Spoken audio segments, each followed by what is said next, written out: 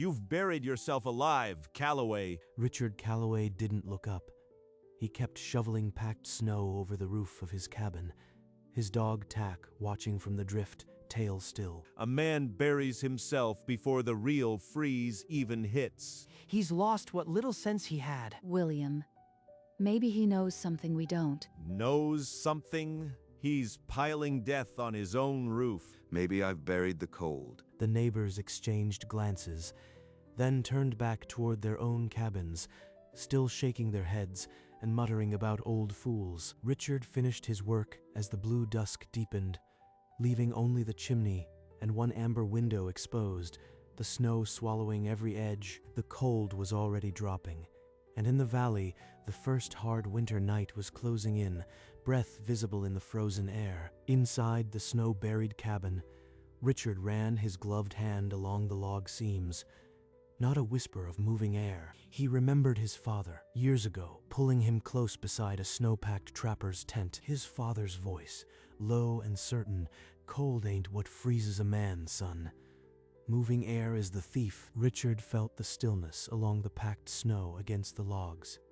No wind, no draft, only silence. Across the valley, in William Harkness's cabin, the wind found every gap.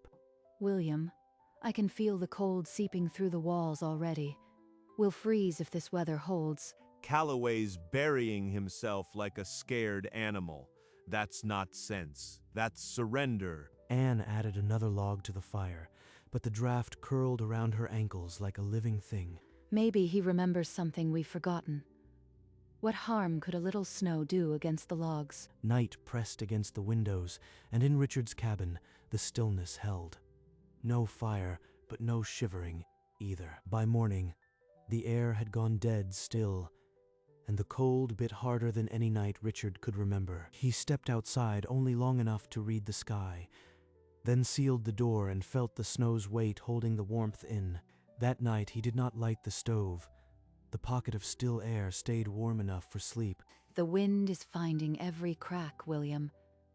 I don't know how long we can keep the fire high enough. We've managed winters before without burying ourselves. We'll manage this one. But the cold crept in faster than the flames could fight it, devouring every scrap of heat. Maybe we should go see if Calloway's way is working. What if he knows something? I will not beg a fool for advice. We've got wood, and we've got each other. But that night, despite the roaring fire, the cold seeped through the logs and settled deep in their bones. In Richard Calloway's buried cabin, the stillness held.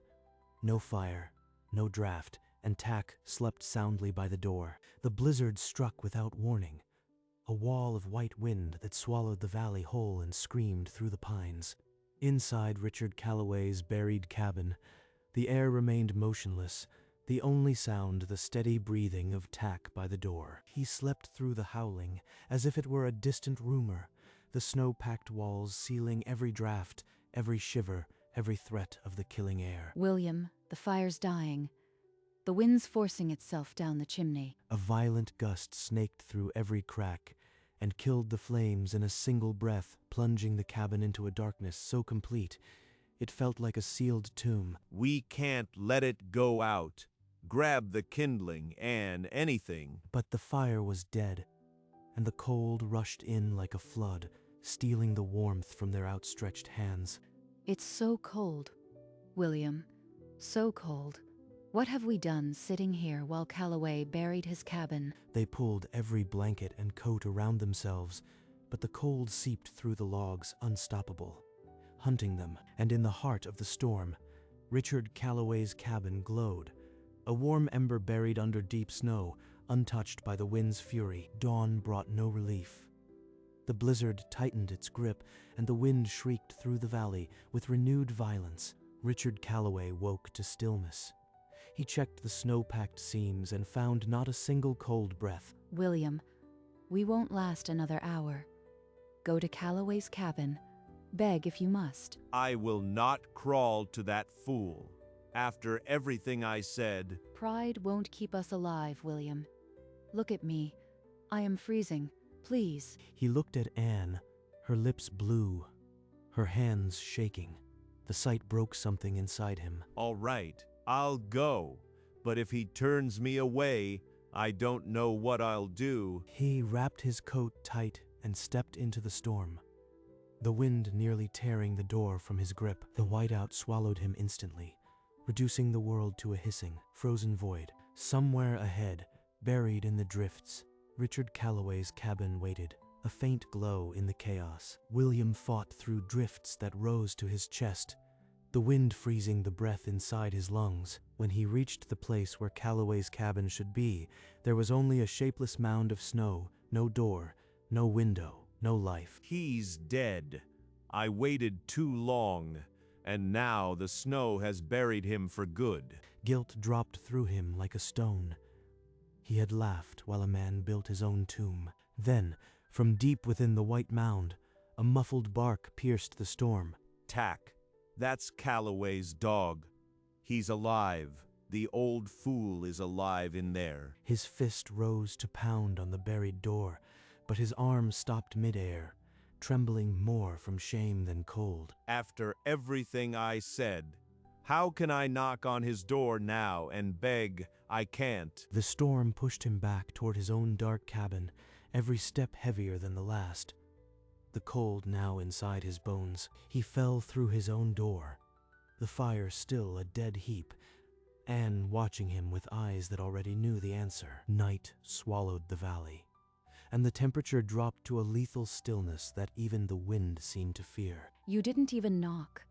You'd rather let me die than swallow your pride. I thought he was dead, Anne. The cabin was just a mound of snow.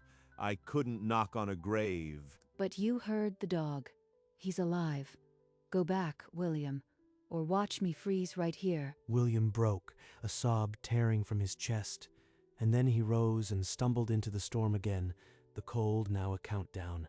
At the white mound, he pounded with both fists, screaming Calloway's name into the howling void. Inside, Richard heard the muffled thuds, Tack barking.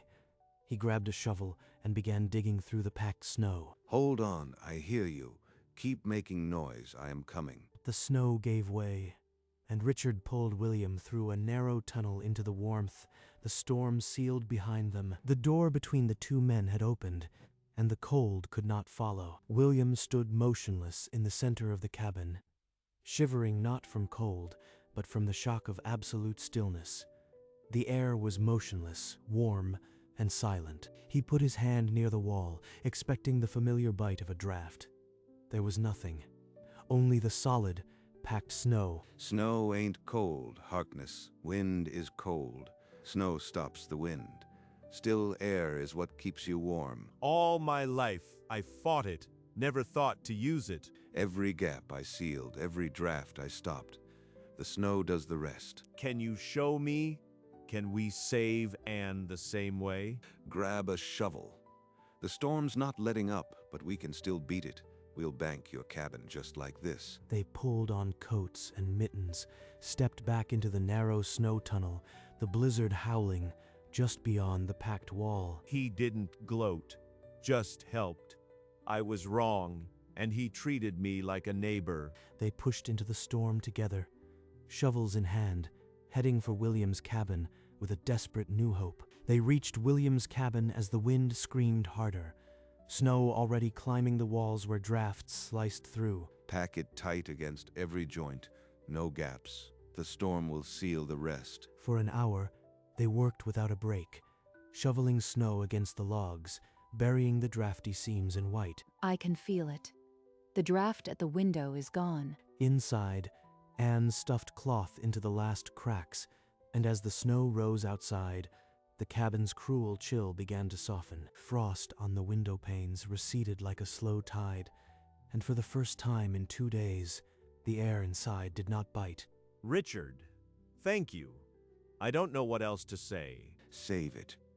Your chimney's smoking, but look outside. There's a dozen other cabins with no smoke at all. The others, Eli, Old Cole, they must be freezing too. We can't stop here. Anne nodded, already pulling another coat around her shoulders. The work had only begun. Before they could step outside, the door crashed open, and Eli Turner stumbled in, his face raw red from cold, his voice cracking. My family's freezing. The fire won't stay lit, and the wind is tearing through every crack in the walls. Show us, Eli. We're coming. There's a way to stop the wind. The three men shoved back into the blizzard, their shovels cutting into the drifts, fighting toward Eli's cabin. At Eli's cabin, they worked with frantic speed, piling snow thick against the drafts, Richard directing every shovelful. Inside the cabin, the frost on the window panes faded, the children's shivering easing as the still air slowly warmed. By God, it's holding. The snow is holding. We'll need more shovels. We can't do this alone. Then we'll wake the valley. Every able body. If a few stubborn souls shut their doors, let them. We'll dig through the night, and when the cold lifts, they'll know we were right. Through the frozen night, the work party grew. Desperate neighbors packed snow against cabin after cabin, and the wind lost its prey. Each home, once draft-ridden, slowly warmed. The simple blanket of packed snow held back the killing wind. Only one refused. An old man blocked his door, arms crossed, while snow piled dangerously on his sagging roof. This storm is different.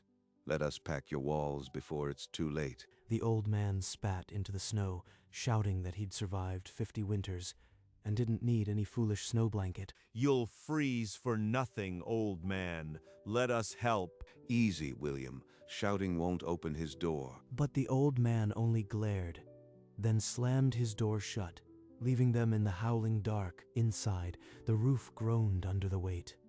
A thin crack split the log above the window, and snow sifted through. We're not leaving. He'll change his mind when the roof starts giving way. A sharp crack echoed through the cabin as the roof log splintered.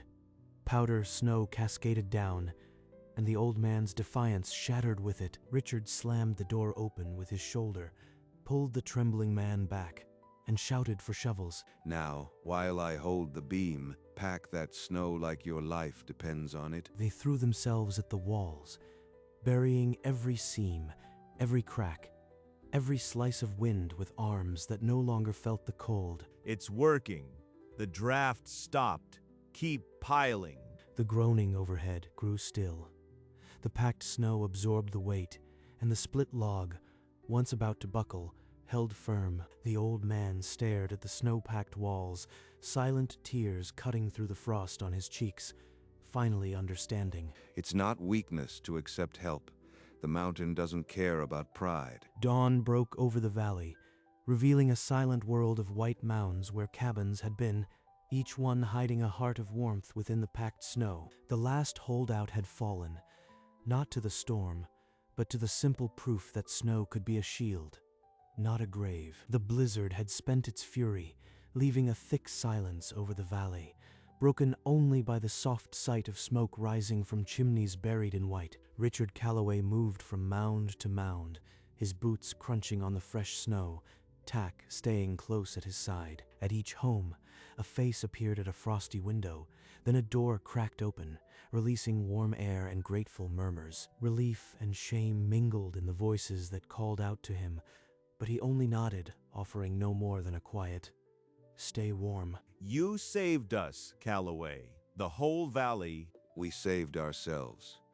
I just reminded you what the snow can do. William looked out over the white mounds, each chimney puffing like a promise.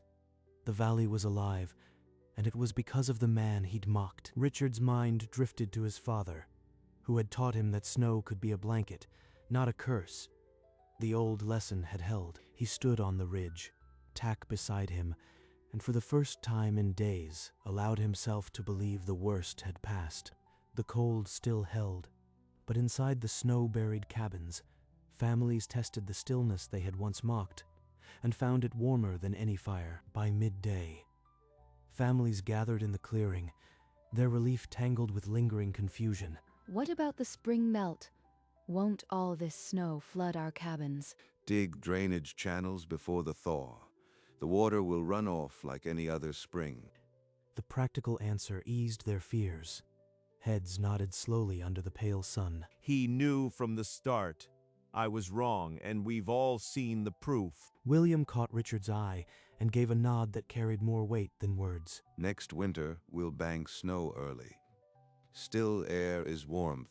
The snow's just the blanket. The crowd dispersed, each person carrying a new piece of winter wisdom back home. Richard watched them go, his hand on Tack's head, his father's lesson finally spreading. The valley had survived, and the man they'd mocked had become the teacher. The weather softened. The snow compressed but held, and the valley's fears slowly thawed. William sat alone by the stove, staring into the flames, his thoughts heavier than the winter had been. William, you've been quiet for days. What's troubling you? I was wrong about Calloway. It reminds me of something my grandmother said, but I can't remember. Anne brought out an old woolen shawl and placed it in his lap, the scent of cedar rising. She had a saying about snow, something about warmth. I can almost hear it. Maybe the words are still in you. Try, William. She'd wrap me in this shawl and say that snow was... No, I can't catch the words. The phrase hovered just out of reach, but he felt its truth. The same truth Calloway had proven. The shawl lay across his knees, and the past waited for the thaw inside him. A knock at the door broke William's trance. Richard stepped inside, snow dusting his shoulders, and nodded at the shawl. It's Calloway. Come in. I was just trying to remember something my grandmother used to say. Anne poured coffee and left them. Richard sat, silent, as William held the shawl, his knuckles white. She knew something about winter, same as my father. The old ones understood what we forgot. William closed his eyes, and the memory surfaced whole. A snow-buried cabin, a fire, and his grandmother's voice. Snow is the poor man's wool. That's what she said. Snow is the poor man's wool. Your grandmother was right. Still air is the real blanket. The snow just keeps it there. William set the shawl on the table and stared at it, the words finally connecting past and present. I laughed at you, and she knew it all her life. I was the fool. You are remembering now. That's what matters. The lesson lives. Days warmed.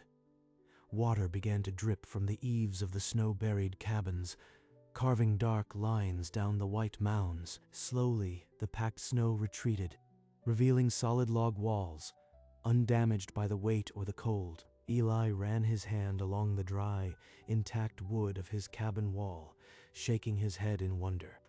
No frost heave, no rot.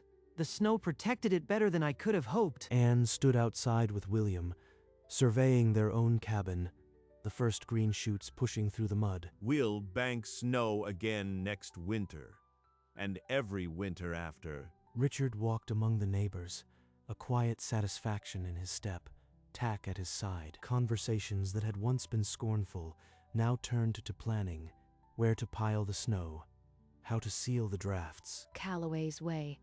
I still can't believe we laughed. The valley was preparing for a new season, armed with an old wisdom finally accepted. Spring's first true day brought melting snow, but each cabin still wore a white blanket on its roof. Smoke rose from chimneys, and windows glowed amber in the softening twilight. Richard walked the lane with Tack, past homes that had once shut their doors against his strange wisdom. Now those doors opened, and voices called out greetings that were no longer mockery, but respect. He paused and looked back at the row of cabins, a line of white mounds punctuated by firelight. The valley stretched green beyond, the mountain peaks still guarded by snow. In the stillness, he saw a settlement saved, a community reborn from the frozen night. No one would laugh again at banking snow. The lesson had become part of the valley's bones. As twilight deepened, the lights inside shone brighter, a promise of warmth through every winter to come. Richard Calloway turned for home, his dog at his side, and the valley settled into peace. Inside his cabin, William Harkness drew a wool blanket around the shoulders of his young son, the fire casting soft shadows on the walls. Your great-grandmother used to say, snow is the poor man's wool. She knew what I forgot. The boy looked up, eyes wide, and pulled the blanket tight, as if the words themselves could keep out the cold. Outside, Richard Calloway walked the lane with tack. The cabin windows opened to the spring air. Through the open window, he heard the old phrase, spoken soft and sure, and stopped mid-stride. He saw William leaning close to his boy, the blanket now a living lesson. Richard tapped the glass once, gently, a quiet acknowledgement. William looked up and nodded. No words were needed. The old wisdom was safe, passed from father to son, from neighbor to skeptic. Richard turned and continued down the lane, tack close, the voices inside the cabin fading into the day. Spring had come, but the winter's lesson would outlast the snow. Twilight deepened over the valley, and a cool breeze carried the scent of melting snow and pine. On his porch, Richard Calloway sat with a tin mug, peeling a strip of bark from a stick. Tack sprawled at his feet. The first stars appeared above the white-capped peaks, faint but steady. Richard scratched Tack behind the ears, the dog's tail thumping once against the wooden planks. My father would have liked to see this. No wind, no fear, just a valley at peace. He leaned back, letting the stillness settle into his bones. Thank you, Pa. The words were hardly more than breath, but they carried a lifetime of gratitude. Tack sighed and shifted, resting his head on Richard's boot. The cabin behind them glowed amber from the low-burning stove, a testament to the wisdom that had been passed down. The valley never forgot that winter. Where others saw a killing freeze, they had learned to see a shield. Every autumn, they banked their walls, and the children grew up knowing snow was the poor man's wool. The phrase passed from father to son, from neighbor to newcomer. The snow-buried cabins stood as a testament, their chimneys puffing thin columns into the frozen sky. Inside, warmth and stillness, the wind shut out by the simple weight of packed snow. Richard Calloway's lesson outlived the laughter, outlived the doubt, and became a quiet certainty. Each winter,